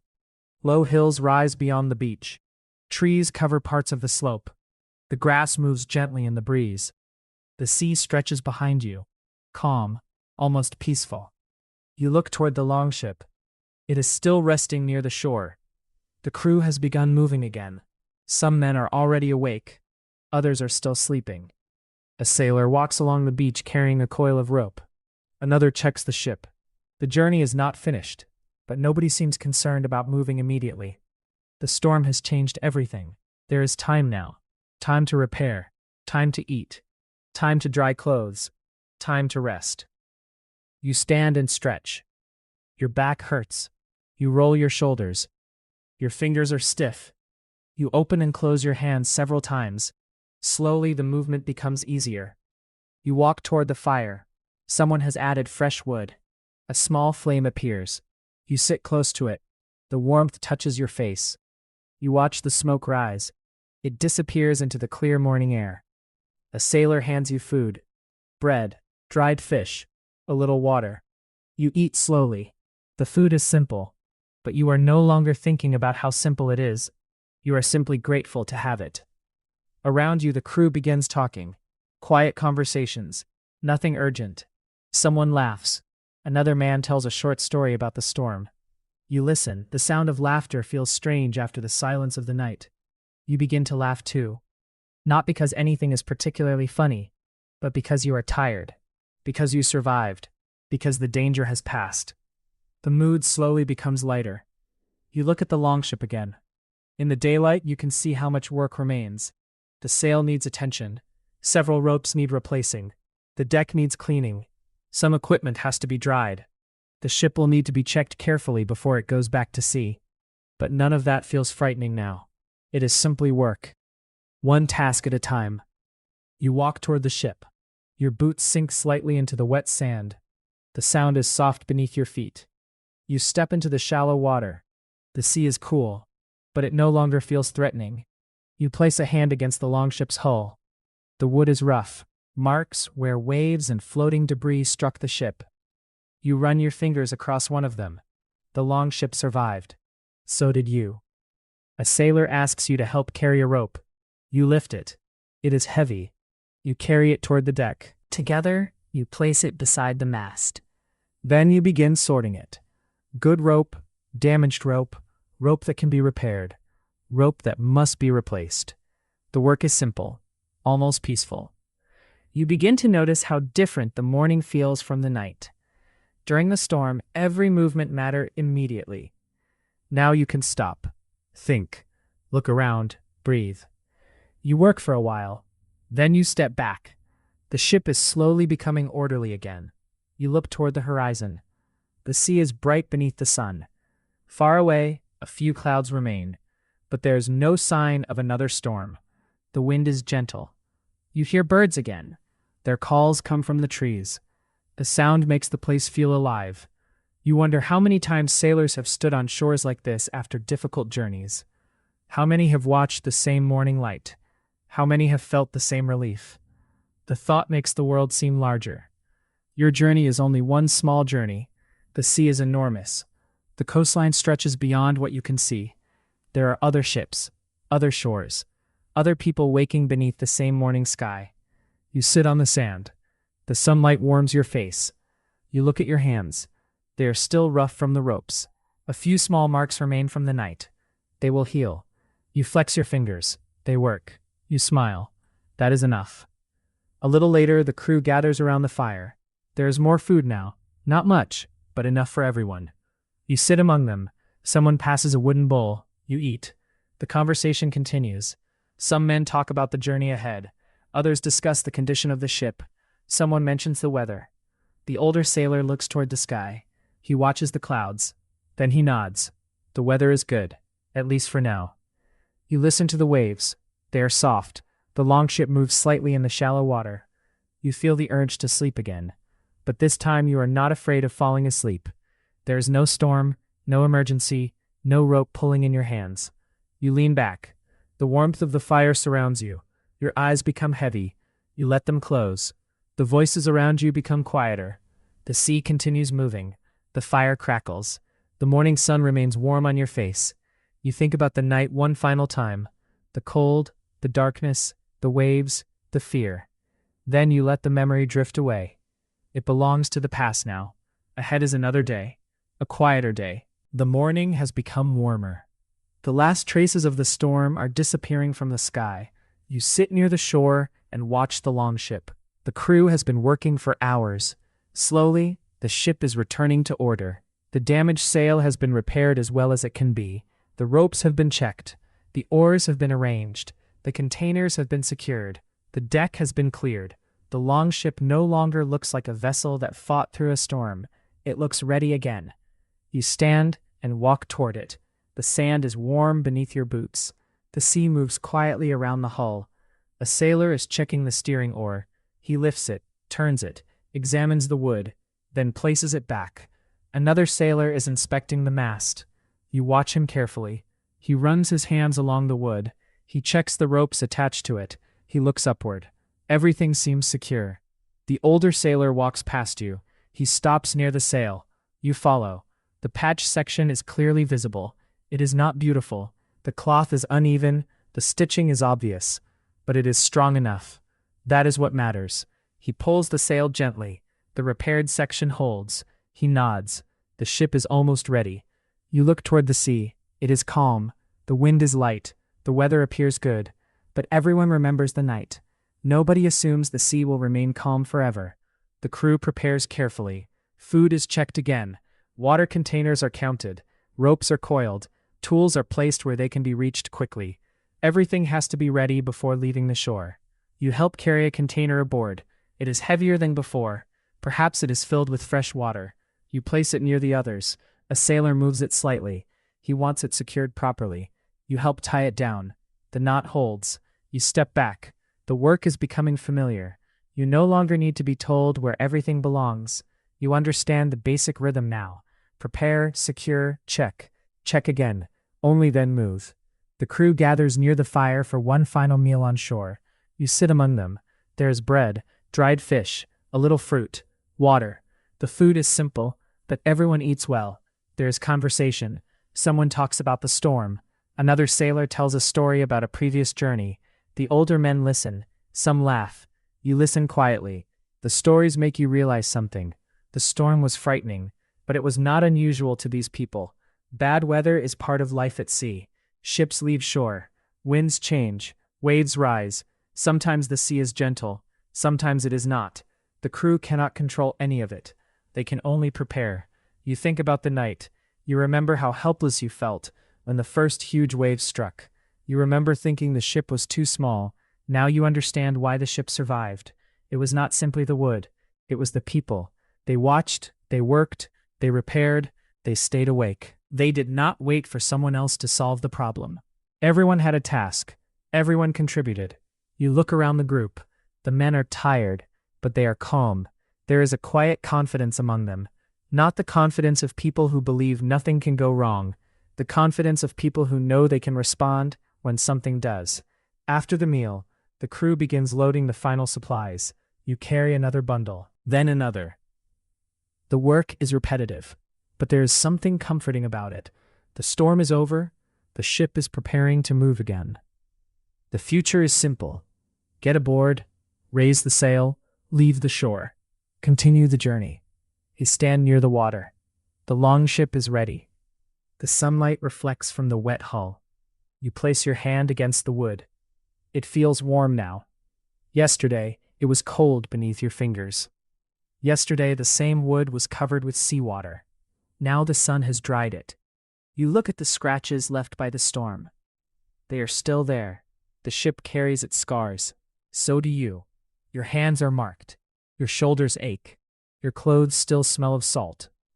But you feel different. You are no longer the same person who woke in the middle of the storm. You know what it feels like to stand on a ship while the sea rises around you. You know the sound of ropes under tension. You know how cold seawater feels when it reaches your boots. You know how much courage can exist in ordinary work. A sailor calls your name. You turn. He gestures toward the ship. It is time. You take one last look at the shore. The fire has almost gone out. The stones are warm. The trees move gently in the breeze. The place already feels familiar. But the journey must continue. You step into the shallow water, then onto the longship. The deck moves slightly beneath your feet. This time, you do not stumble. You know the movement. You adjust naturally. You walk toward your place. The crew begins preparing the sail. The rope moves through your hands. The sail rises slowly. Cloth catches the morning wind. The longship leans slightly, then steadies. The oars are ready. The steering oar is in position. The shoreline begins to move away. You look back. The beach becomes smaller. The trees become smaller. The place where you slept after the storm slowly disappears into the distance.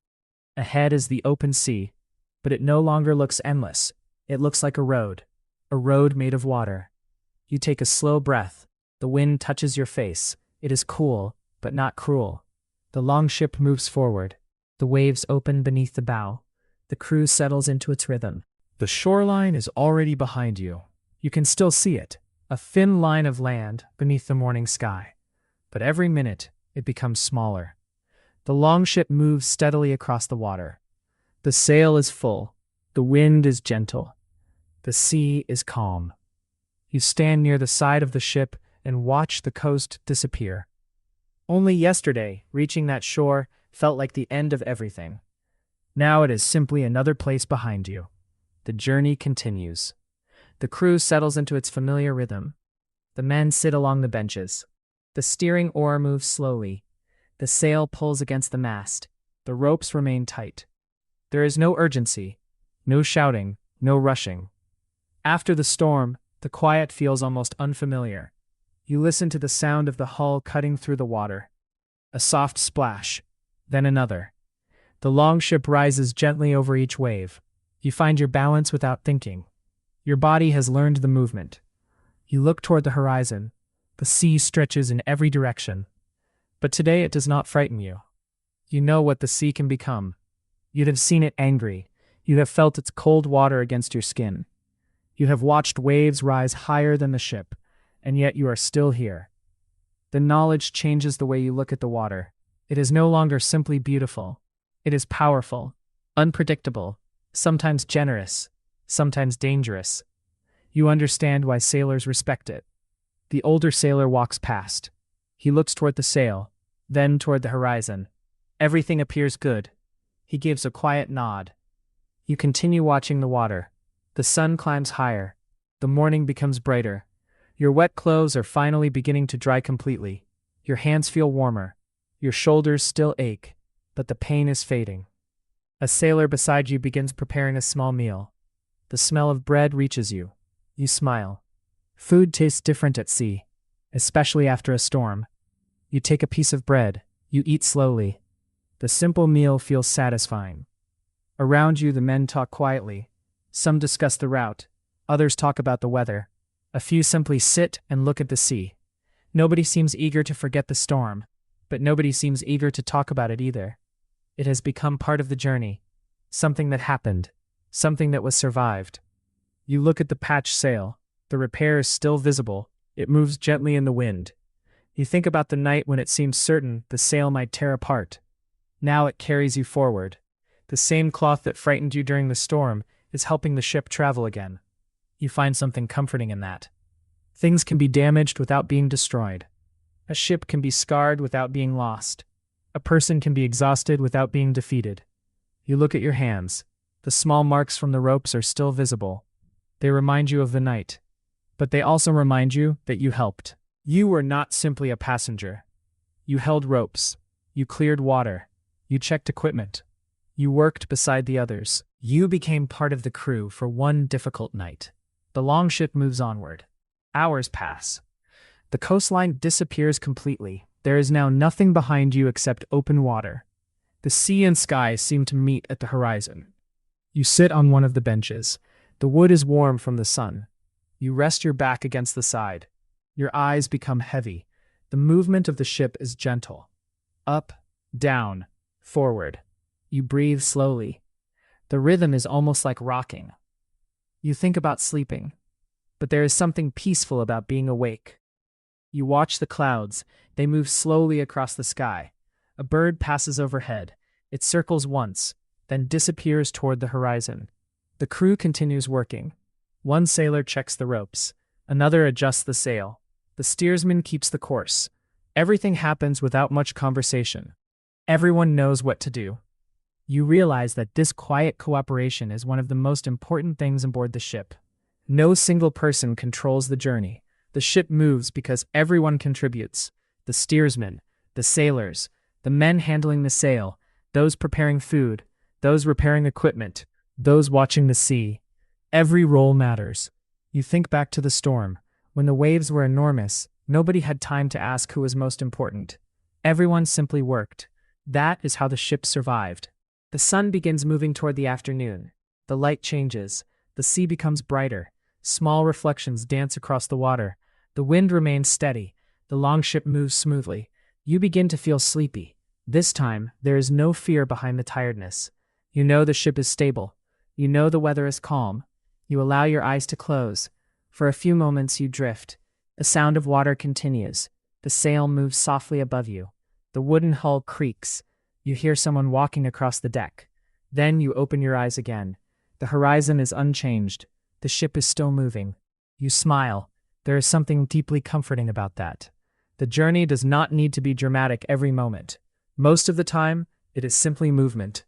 Water beneath the hull, wind in the sail, people working together, a long road with no road beneath it. You look toward the horizon again. The sea is open. The day is bright. The storm is far behind. And for the first time, you begin to understand that the storm did not only teach you how dangerous the sea could be, it taught you how peaceful the sea can feel afterward. You sit quietly. The longship continues forward. The sail remains full. The ropes hold. The crew is calm. And beneath the warm afternoon sun, you let the steady movement of the Viking longship carry you onward. The afternoon passes quietly. The longship continues across the open sea. The wind remains steady. The sail moves gently above you. There is no sign of another storm, only the endless horizon. You sit near the side of the ship and watch the water. Small waves rise beneath the hull. They catch the sunlight for a moment, then disappear. The rhythm is almost hypnotic. You begin to understand why sailors can spend so many days at sea. There is something strangely peaceful about watching the same movement again and again. Water, wind, wood, sky. Nothing else. The crew has settled into a slower rhythm. Some men rest. Others work quietly.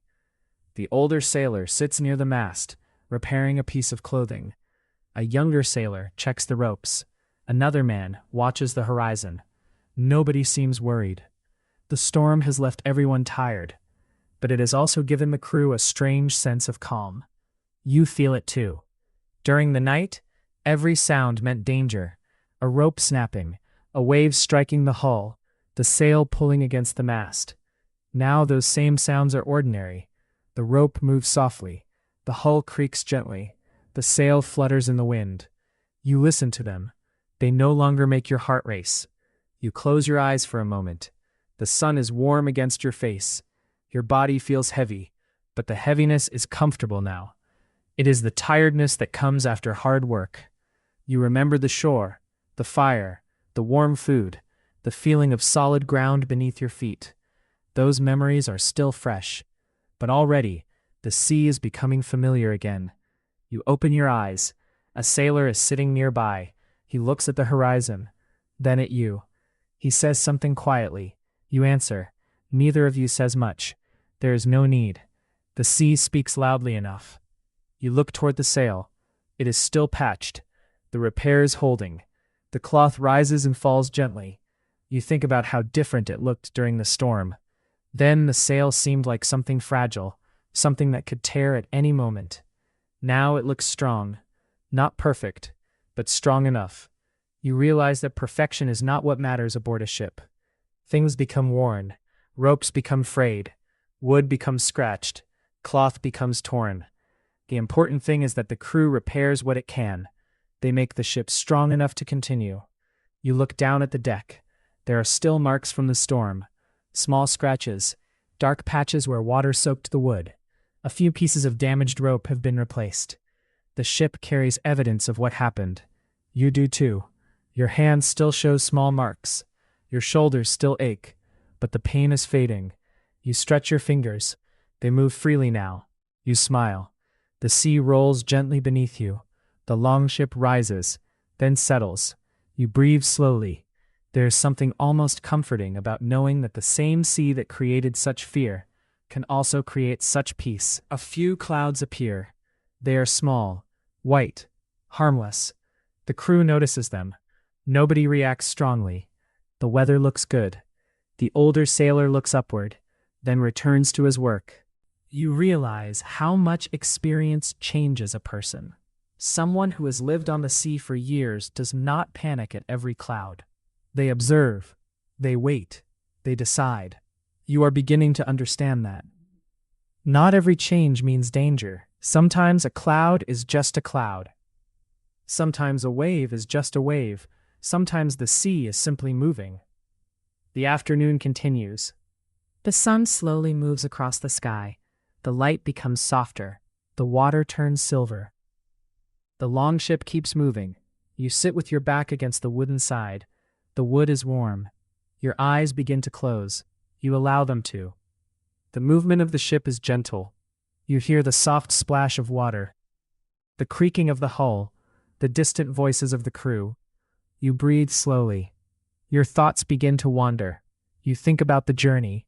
You think about the storm. You think about the moment the first wave struck. You remember how cold the rain felt. You remember how difficult it was to remain standing.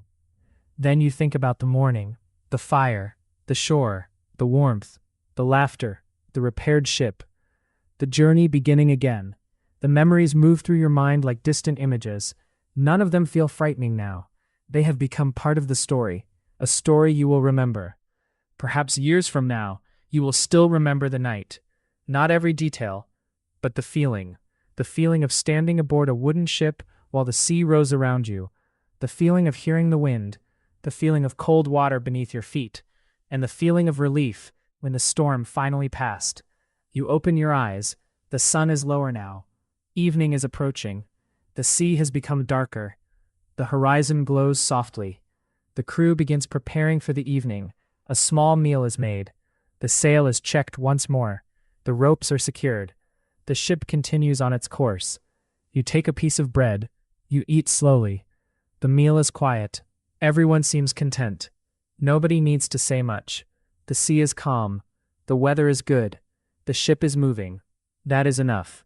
After eating, you sit near the bow. The evening air is cooler. You wrap your cloak around your shoulders.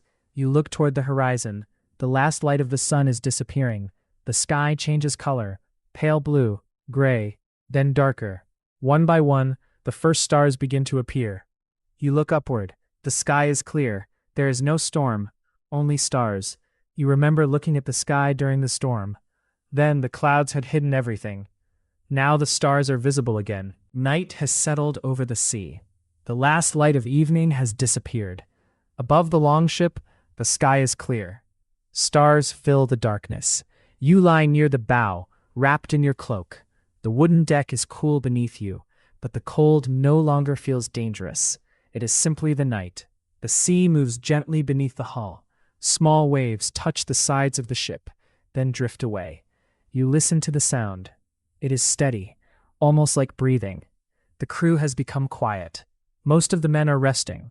A few remain awake. Someone sits near the steering oar. Another sailor watches the sail. Their voices are low. You can barely hear them. There is no reason to speak loudly. The weather is calm. The wind is steady. The ship is moving smoothly. You look upward. The stars seem endless. You wonder how sailors know where they are going when there is nothing around them but water. There are no roads, no signs, no lights from towns, only the sky, the sea, and memory. The older sailor once told you that the stars can help guide a ship. You look at them again. Some seem brighter than others. You try to recognize the patterns. You cannot, but the attempt itself is calming. The longship rises gently over a wave, then settles.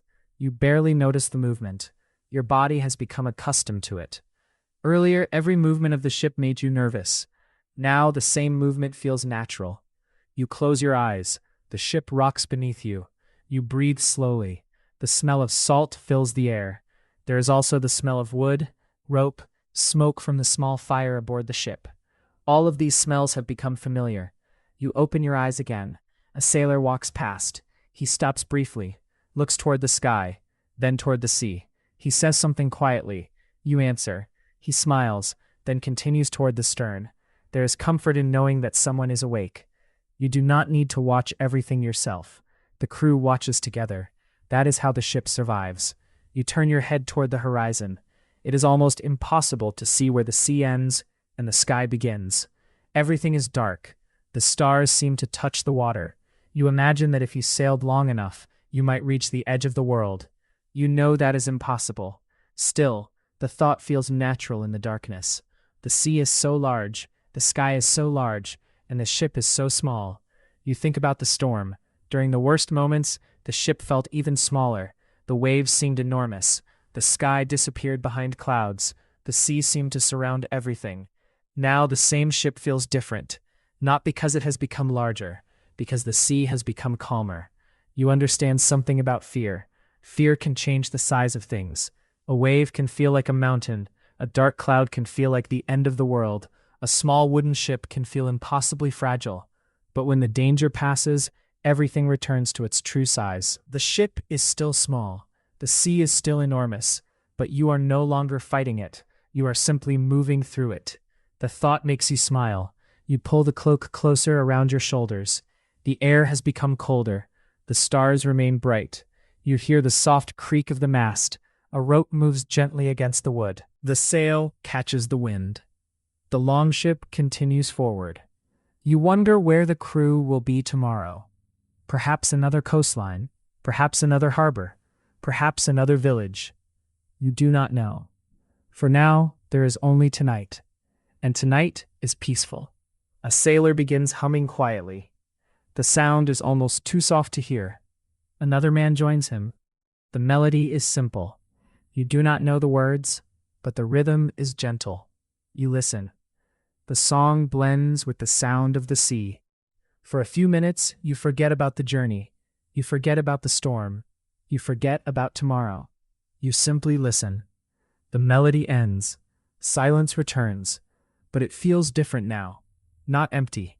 Comfortable. You look at the stars again. The sky seems even clearer. The moon is low. Its light creates a narrow path across the water. The longship moves through that silver path. The bow cuts gently through the waves. You watch the reflection break apart, then come together again. It repeats with every movement of the ship. You feel your eyes becoming heavy. Your body is finally ready to rest. You shift slightly. The wooden deck supports you. The cloak keeps the cold away. The sea rocks you gently. You breathe in, then out, slowly. The sounds around you become softer. The water, the wind, the sail, the distant voices. Everything begins to blend together. You think about the storm one last time, not with fear, with distance. It is already becoming a memory. The cold rain, the dark sky, the enormous waves, the ropes, the shouting, all of it is behind you. Ahead is only calm water. You close your eyes. The stars remain above you. The sea remains beneath you. The longship continues its slow journey through the darkness. You no longer need to know exactly where you are. You only need to rest. The ship knows its course. The crew is awake. The weather is calm, and the sea is gentle. Your breathing becomes slower. Your thoughts become quieter. The movement of the longship becomes a soft rhythm beneath you. Up, down, forward, again. Up, down, forward. Your body grows heavier. The night surrounds you. The stars shine above.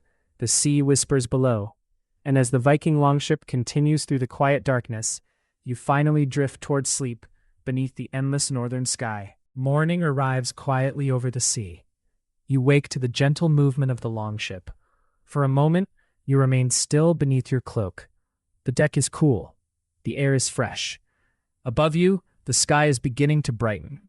The stars have disappeared one by one. Only the faintest traces of darkness remain along the horizon. You listen.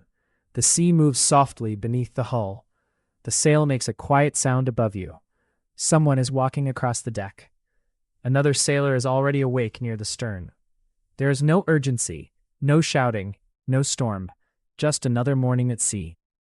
You slowly sit up. Your body feels better than it did yesterday. Your shoulders are still slightly sore. Your hand still carries small marks from the ropes. But the deep exhaustion has faded. You stretch your arms, then your legs. You breathe in the cool morning air. The longship rises gently over a small wave. You smile. You are beginning to understand the movement. The ship no longer feels like something beneath you. It feels almost like part of your body. When it rises, you rise. When it settles, you settle. The movement has become familiar. You stand. The horizon is pale. A narrow line of gold appears beneath the clouds. The sun is coming. You walk toward the bow. The deck is quiet. A few men are still sleeping. Others prepare the morning meal. The smell of warm food reaches you. You sit near the fire. A small flame burns in a metal container. Someone hands you a wooden bowl. You hold it between your hands. The warmth feels good. You eat slowly. The food is simple, but there's comfort in having a familiar morning routine. Eat, drink, watch the sea, wait for the sun. The older sailor stands near the mast. He looks toward the horizon. You watch him. He seems calm. There is nothing unusual in the sky. The wind is steady. The clouds are thin. The sea is open. The journey can continue. You finish your food. Then you help clear the bowls. A sailor asks you to check one of the ropes. You walk toward the mast. You pull gently. The rope is secure. You check the knot. It holds. You move to another. That one is slightly loose. You tighten it. The sailor watches, then nods. It is a small task, but you notice how different it feels from the storm. During the night of heavy waves, every rope seemed to hold the fate of the ship. Now you can examine one calmly. You can take your time. You can make sure it is right. You look upward. The sail catches the morning wind. The cloth fills. The longship leans slightly, then straightens. You return to the side of the ship. The sun finally appears. Golden light spreads across the water. The sea changes color. Gray becomes blue. Blue becomes silver. The surface sparkles. You watch the reflection move across the waves. It is beautiful. You understand why people return to the sea. Even after storms, even after fear, there is something here that cannot be found on land. A sense of endless space. The horizon is open. The night is almost over. You are awake near the bow of the longship, wrapped in your cloak. The sea is quiet. The wind has become softer. Above you, the stars are beginning to fade. You watch the horizon. There is a faint line of light there. Very slowly, darkness is giving way to morning. The longship continues forward. The sail moves gently above you. The wooden hull creaks beneath your feet. You have heard these sounds many times now. They no longer feel unfamiliar. They are the sounds of the journey. You look back across the deck. Most of the crew is sleeping. A few men remain awake. The steersman holds his position. His eyes are fixed on the horizon. He looks tired, but calm. You wonder how many mornings he has watched arrive like this, how many nights he has spent beneath the stars, how many storms he has seen, how many quiet seas. The thought makes you feel small. Your own journey has been only a short part of a much larger world. The sea stretches farther than you can imagine. The coastline you left behind is already distant. Ahead, somewhere beyond the horizon, another shore is waiting. You do not know exactly what it will look like. Perhaps there will be cliffs, perhaps a sandy beach, perhaps a small settlement near the water, perhaps only trees and rocks. You do not know. For now, there is only the sea and the approaching morning. The sky slowly becomes lighter. Gray becomes pale blue. A soft golden color appears beneath the clouds. You watch the first sunlight touch the water. A narrow path of light spreads across the waves. The sea seems to glow. You breathe deeply. The air is cold, but it is a clean, gentle cold. Nothing like the freezing rain of the storm. You remember that night. The memory comes quietly now. You remember the first violent wave, the darkness, the wind, the ropes, the water rushing across the deck. You remember the fear, but you also remember the men beside you. Everyone working, everyone helping, nobody knowing exactly what would happen, yet everyone continuing. That is the part you remember most. Not the storm itself, the people, the hands holding ropes, the voices calling through the wind, the quiet work after the danger passed, the fire on the shore, the warm food, the first moment your feet touch solid ground. All of it belongs to the journey now. You look down at the deck. The longship still carries marks from the storm. The patched sail moves above you. A repaired rope hangs beside the mast. A scratch remains in the wood. The ship has not forgotten. Neither have you, but neither of you has been defeated. The longship continues. So do you.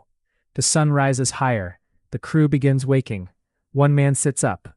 Another stretches. Someone adds wood to the small fire. Soon there is a quiet smell of smoke.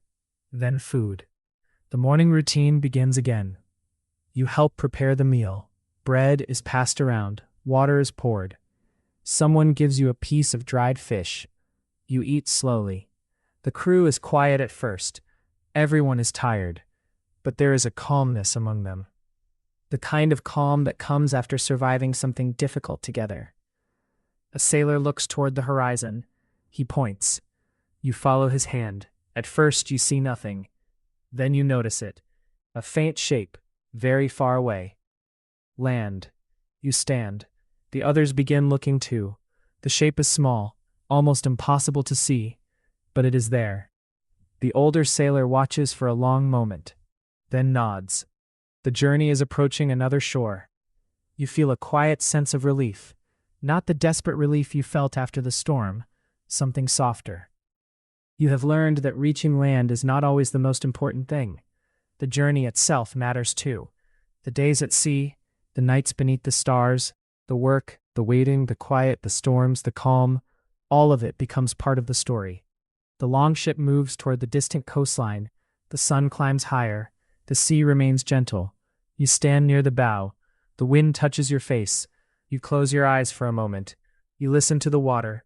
The same water that frightened you now sounds peaceful. You realize that perhaps the sea did not change as much as you did. It was always powerful, always unpredictable, always enormous. You simply learned how to move across it. You learned to respect it. You learned to listen. You learned to wait. And you learned that even the darkest night eventually gives way to morning. The coastline becomes clearer. You can see hills now, perhaps trees, perhaps a rocky shore. The longship continues forward. The crew prepares quietly. Ropes are checked. The sail is adjusted. The steering oar turns slightly. Everything is familiar now. You help where you can. The work feels natural. You are no longer simply watching. You are part of the rhythm. The ship moves through the morning light. Behind you is the long night. Ahead is another day. You look toward the horizon one final time. The sea is bright. The sky is clear. The wind is gentle. The journey continues. And perhaps that is the most important thing. Not that the storm happened. Not that you were afraid. Not that the ship was damaged. But that afterward, you kept moving. One wave at a time.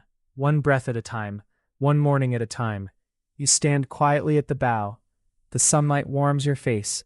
The longship rises gently beneath you, then settles. The movement is familiar, almost comforting. You breathe slowly. The coastline grows closer. The crew works around you.